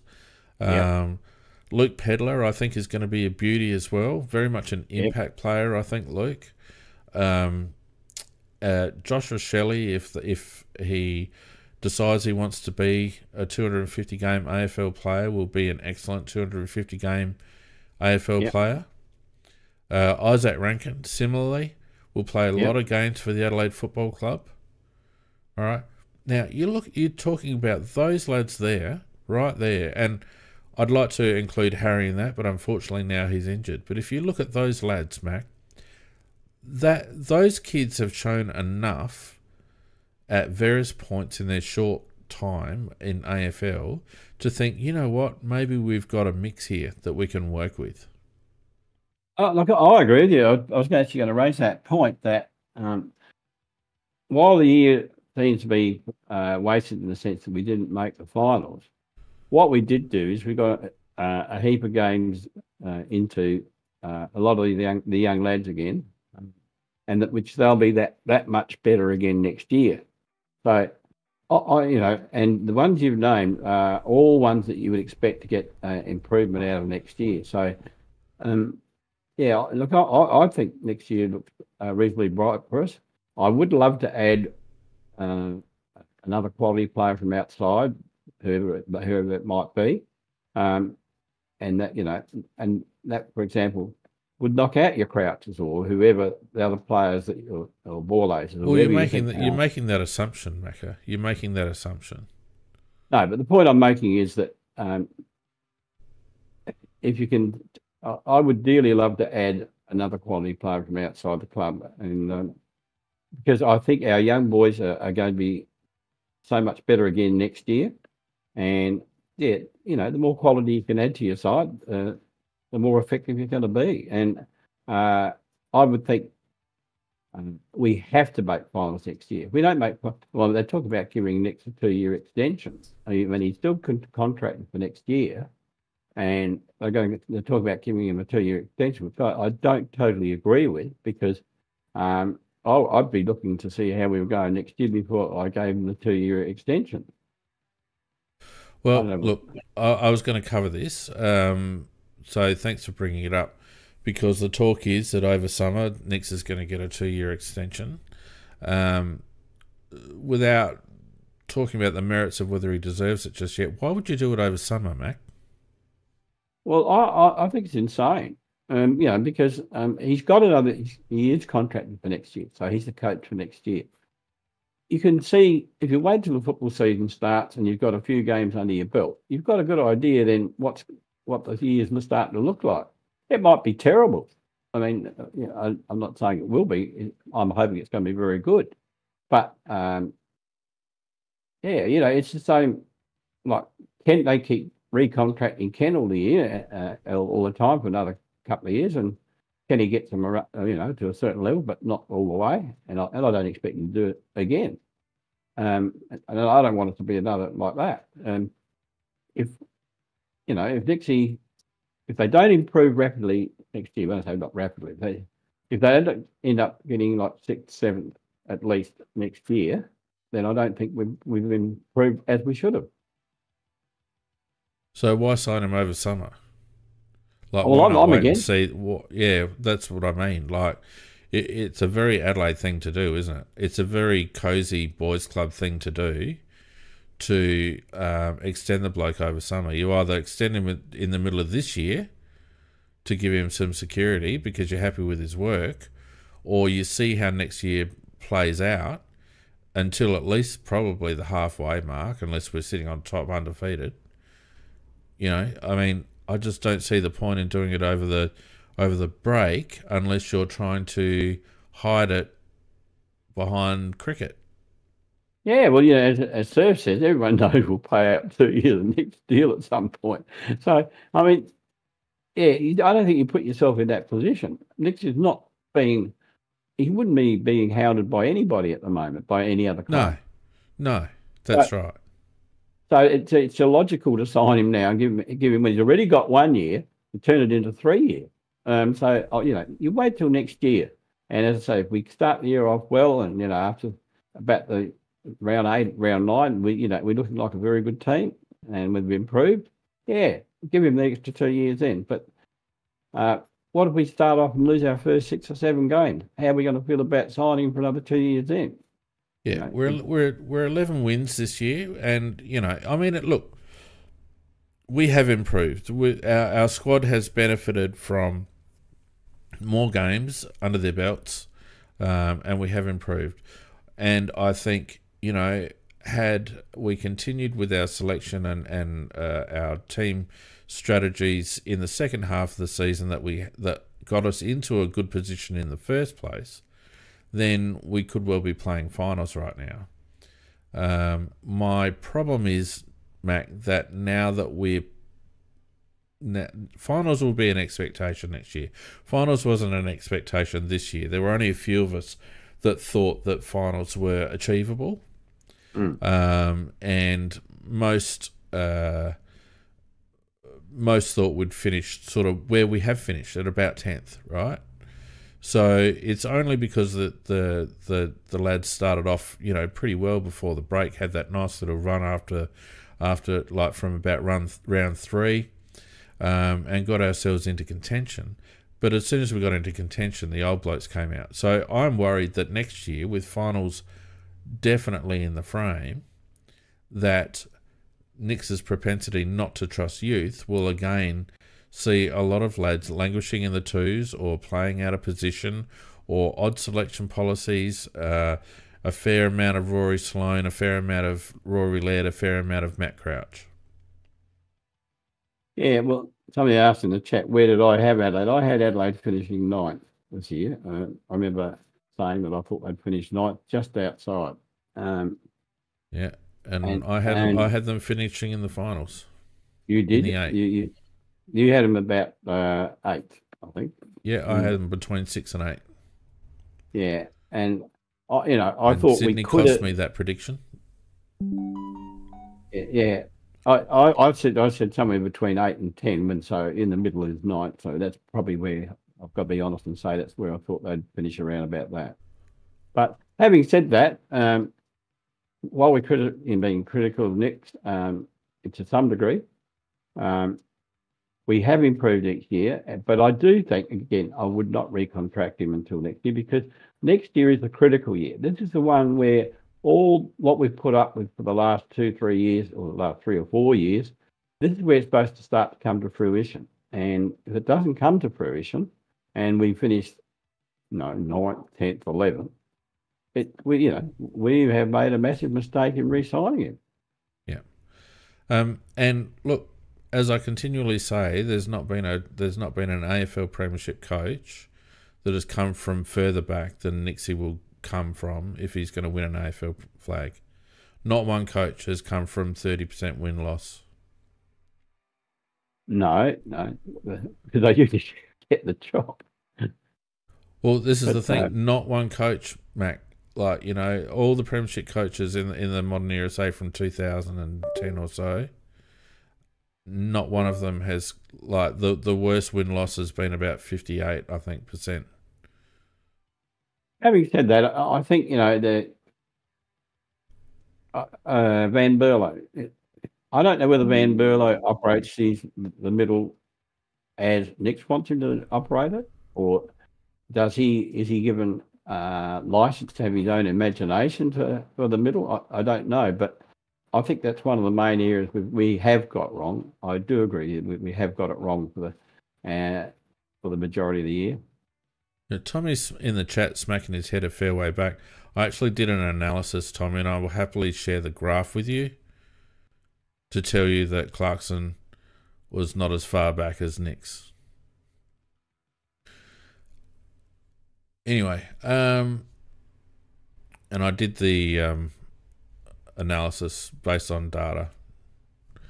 So, Mac... So what do you think? Would you replace Van Berlo? I mean, it's difficult to say because when it comes to assistant coaches, it's very hard to get a read on what they're doing, right?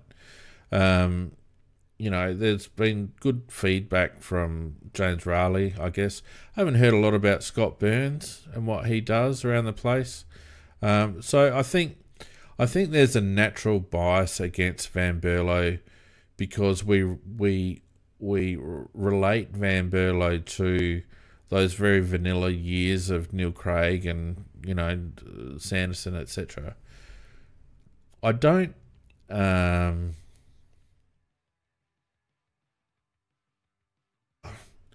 it's hard for me to make a call on our assistants because I just don't know what they do. I've heard all three of them talk, and to be honest with you, the one that impresses me the most is Raleigh. Yeah, Scott Burns surprises me because he was such a tough nugget as a player, but he doesn't quite come across that way, does he? No, he doesn't. No, I agree. But I agree about Raleigh, right? Somebody says he's a class above it. He certainly comes across that way. Yeah.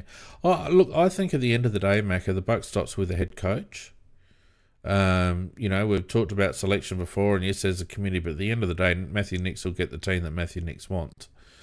He might be swayed by certain opinions, but at the end of the day, it's his team that he puts out there, and he lives and dies by it. I think that Matthew Nix has done an excellent job of being the right coach for the situation the club was in with regards to, cultural issues and structural changes and personnel changes and, a lot of discontent publicly and all the rest. I think Matthew Nix has done an excellent job in that regard. And he's built a team ethos together with, what's that guy's name came over from Richmond. I can't remember his name off the... Someone in the chat will let me know. Like they've rebuilt the culture of Daniel Jackson. That's right. Thanks, Vardy. They rebuilt the culture of the club. It's been good to see them get around each other. But I actually think that he's in danger of breaking that culture because of his propensity to continue on with the old guard, Mac. And he's got to be really careful because when we interviewed, I remember a couple of years back, we interviewed 3 or 4 young lads and all of them had the same thing. They all were ready to take over the club and, build a new era and all the rest of it. And, you're looking at 2 or 3 years on and we're still playing Crouch and Sloan and Laird in the guts, and these blokes will be thinking, well, hang on, this wasn't the car that I got sold. No, and look, that's very fair comment. The interesting thing is that he did start to play some youngsters in the guts, but then as we got to the situation where we were possibly to get the finals, he went that he abandoned that. Correct, and I guess that's what I'm getting at. And that's a culture breaker, in my opinion, if he's not careful. Well, I think that when we start again next year, I would think, and you would hope, that he would go back to that philosophy of trying to introduce, and I think he will. I think Pedal will get a lot more in the middle next year. I'm pretty confident about that. I think Rochelle will get a lot more as next year as well. So I think that's a very optimistic point of view, because if you think about it logically, Mac, the talk around is that he's going to be re-signed in the off season, which would mean that the club and the board are happy with the way that he's handled the situation in the second half of the year. So if he gets re-signed, that's basically an endorsement of what he's been doing. So there's no impetus to all of a sudden change his philosophy and go back to playing the kids, particularly when they've just shown their hand by signing Sloane for another year, signing Murphy for another 2, and quite probably signing Matt Crouch again. To me, the horrible one in that whole outfit is Sloane. I mean, I know, but let's not get sidetracked from the conversation, Macca. We're talking about Matthew Nicks. We know about Sloane. Let's talk about Matthew Nicks. Those signings and the fact that if he gets a 2-year deal in the off-season, it's basically the board endorsing his actions, tells me that then they don't want, they're quite happy with the way that he's gone. Well, that's true, but they may also have conversations with him about how they see the future as well, and as part of that deal of the extension, hopefully that they don't just say, you've got another 2 years. They would be talking.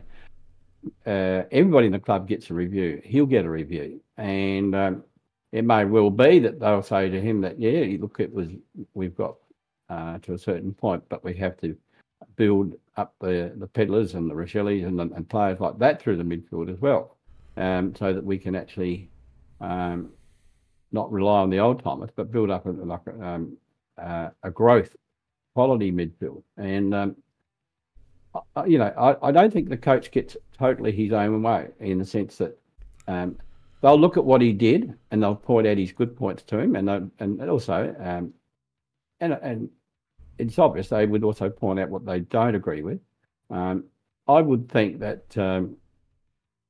I would hope, put it this way, I couldn't guarantee, but I would hope that start of a new year we would try and put out the best midfield we could put, and one that could grow into our best midfield.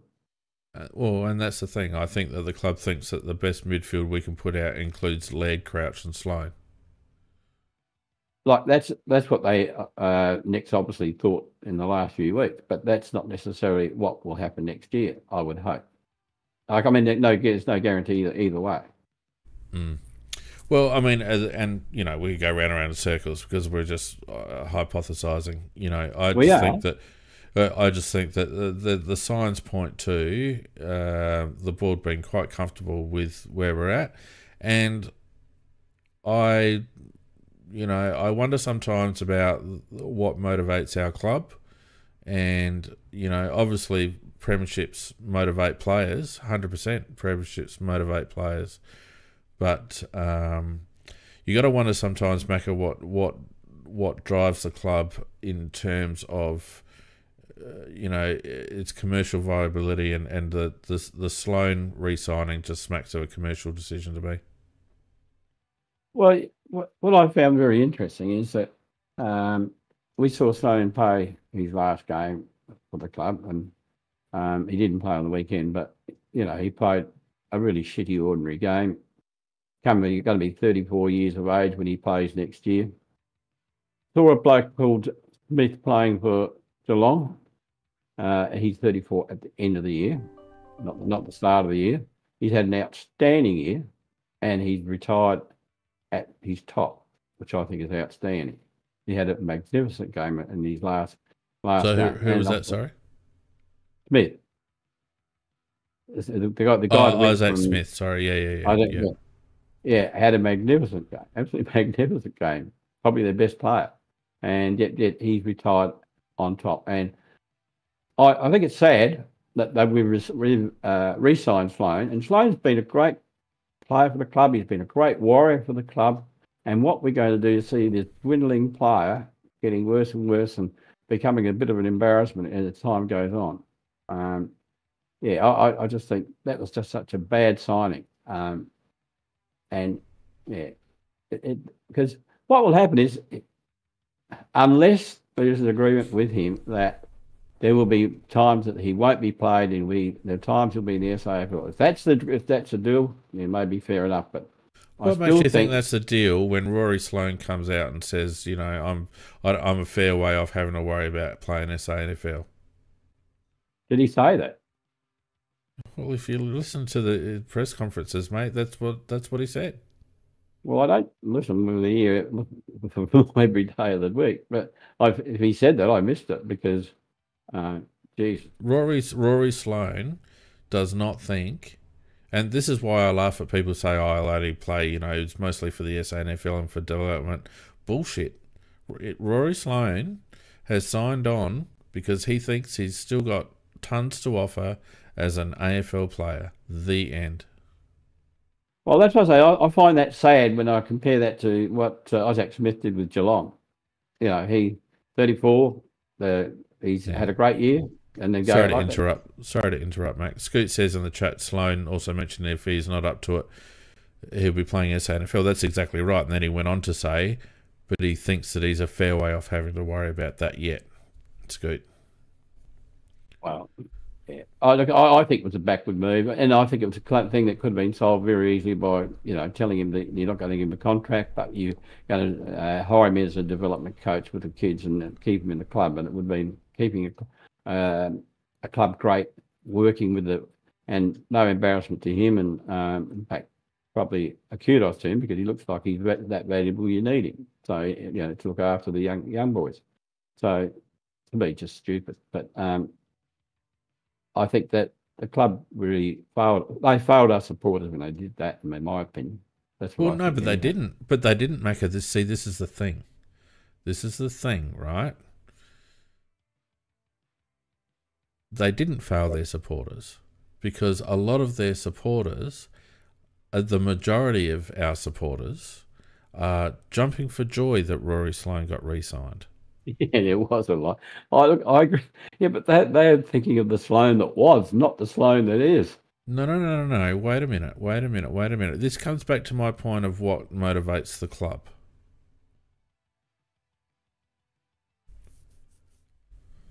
There you go. Well, I mean, it's the question is right there on the table. What motivates the club is the 70 or 75% of people who treat the Crows as entertainment and are happy for our Rory to continue to play because he's such a wonderful player.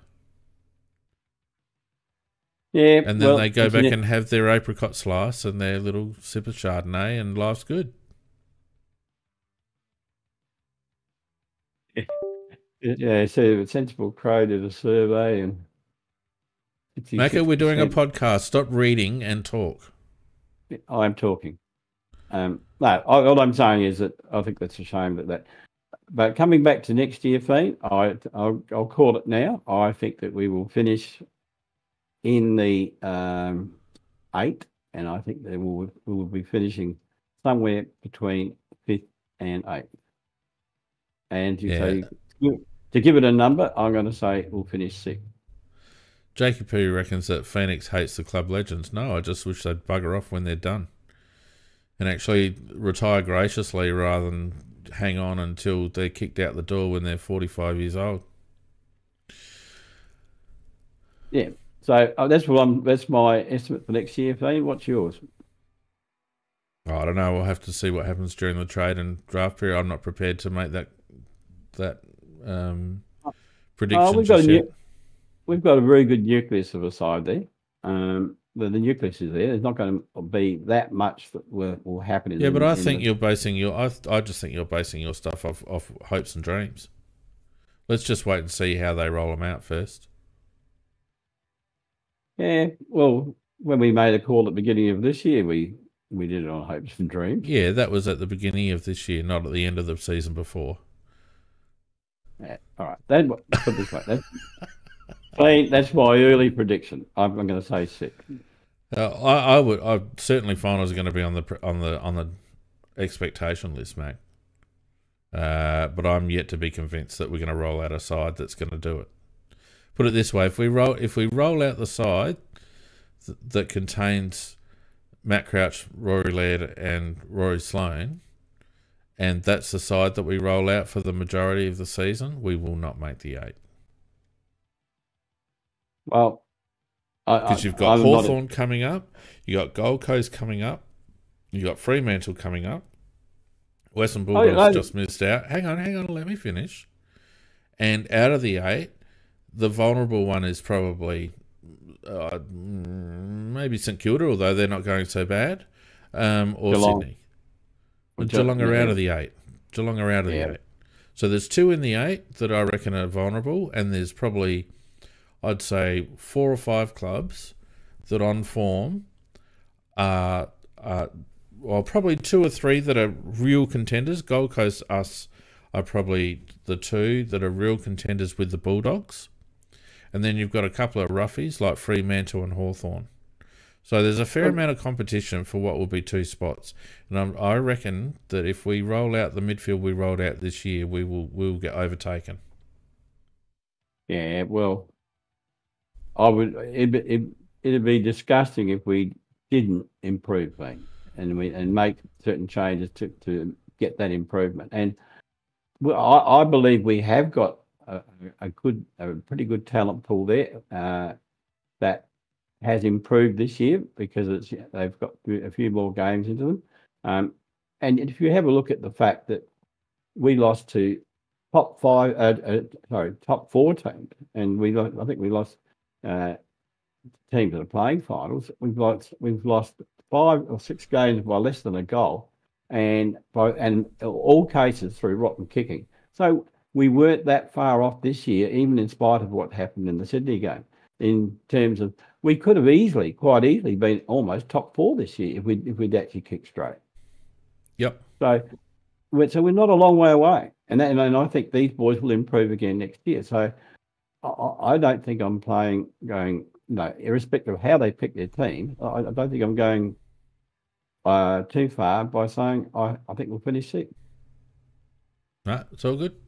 Well, like I said, I'm not prepared to make a prediction yet. We'll see how they roll out at the beginning of next year.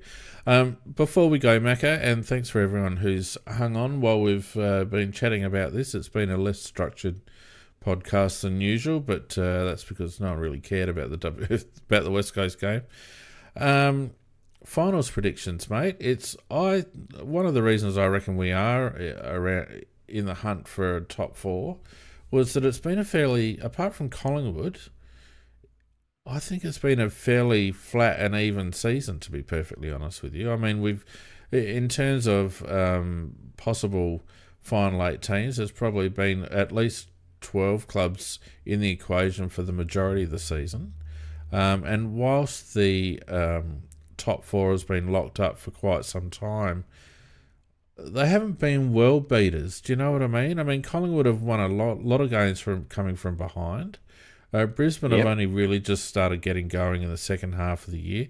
Port have been consistent and had some big moments, but also have at times looked pedestrian against us, for example. Melbourne have sort of sputtered along and seem to be getting their mojo right now. Carlton have looked good. St Kilda it seems quite even, and I don't think the premiership is as lay down as people think it is. That's my opinion. I would not be surprised to see a team outside the top 4 make the grand final this year. And like a GWS, for example, who really got on a roll in recent weeks. Or a Carlton. Carlton, well, they're not so good today. GWS made them Carlton will be this year's AFL love child, mate. You know that every year they have one. Oh, a Victorian love child. Yep. Yes, there's no doubt about that. Carlton will.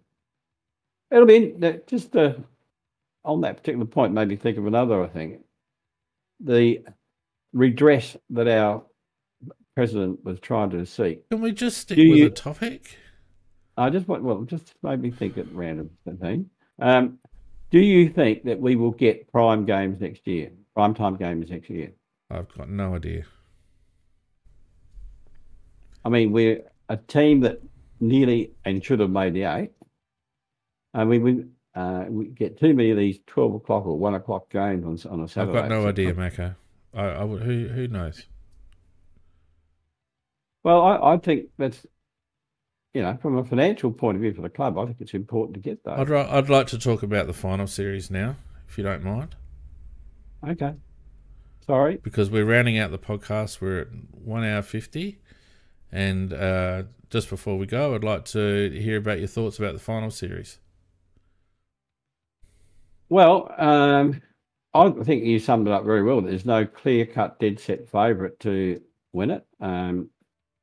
I think Brisbane are very, very well placed to get into the grand final. I think they're perfectly placed. They play Port Adelaide first at Brisbane, and they've won 11 from 11 at the Gabba this year. I think they'll win that, and that will give them a home preliminary final. And again, I think that home Gabba situation will prevail, and they'll go through to the grand final. So I see them as being one of the grand finalists. And I think the other grand finalists could come if Collingwood aren't playing quite as well as they were. If Collingwood were playing as they were early in the year, but they haven't got a day cost in there now, they could well be the other one. But I'm going to say I'm going to go for a Brisbane-Melbourne grand final. Brisbane-Melbourne. Yeah, I agree with you about Brisbane. They are in the box seat to make it because, all things being considered, they shouldn't leave the Gabba until grand final day. I'm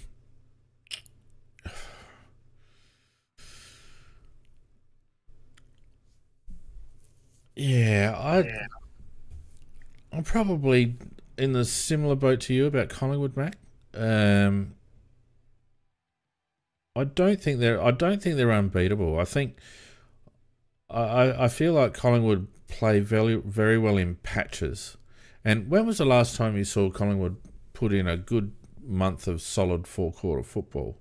I don't think we've actually seen that for a while from Collingwood. No, we haven't for a few weeks now. And it's going to take a good solid month of 4-quarter football to win the flag, because I think there's enough teams around them that can push them. So I mean, Dylan in the chat and the YouTube chat, I think it could go one of two ways. They can either go ballistic in the finals and just belt everyone, or they will come back to the pack and they won't be the unbeatables that they looked maybe 6 or 8 weeks ago. I think there's some danger in them bringing key players back too quickly.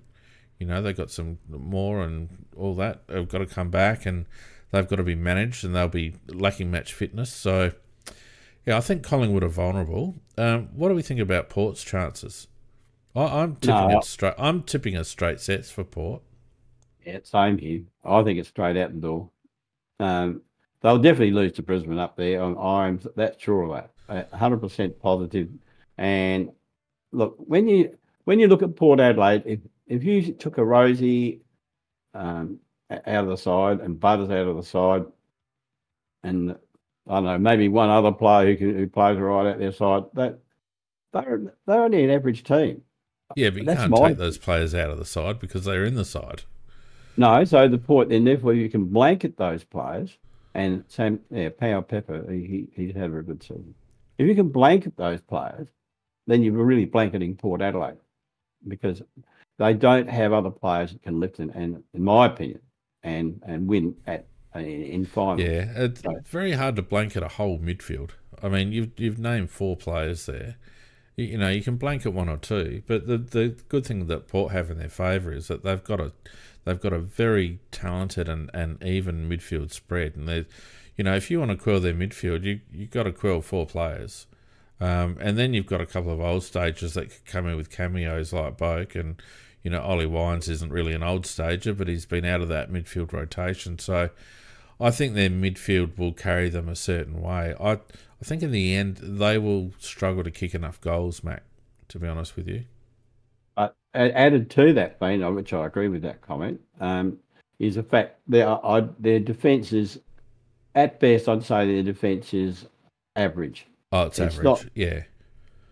So they're vulnerable. So, you know, if a side gets a real good run on, and we're talking about quality sides playing up in the finals. So, yeah, look, Port Adelaide, they had that lovely burst where they just kept falling in, but I just think they're going to be falling out. So I see a double out. Yeah, I think, you know, their vulnerable defence means that they have to kick a lot of goals. And, you know, I don't know. We'll see. I mean, they would have loved to have snagged a home final. Obviously, they'll have a home final in the second week if they lose. Or either way, they'll have a home final in the second week. But yeah, you know, I mean, if they come up against a team like the Giants or the Swans, well, both of those teams aren't afraid of Adelaide Oval. No, not one little bit. No. You know, so anyway, we'll see. What'd you say, Brisbane and Melbourne?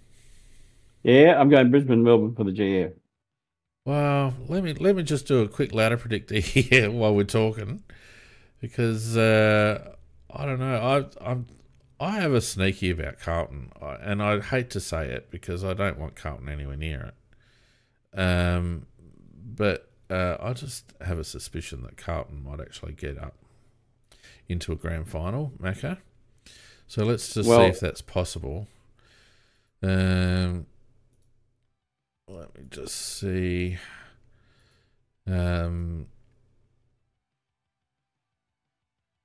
Yeah, for Carlton to get through, they'd have to beat the Pies in a semi.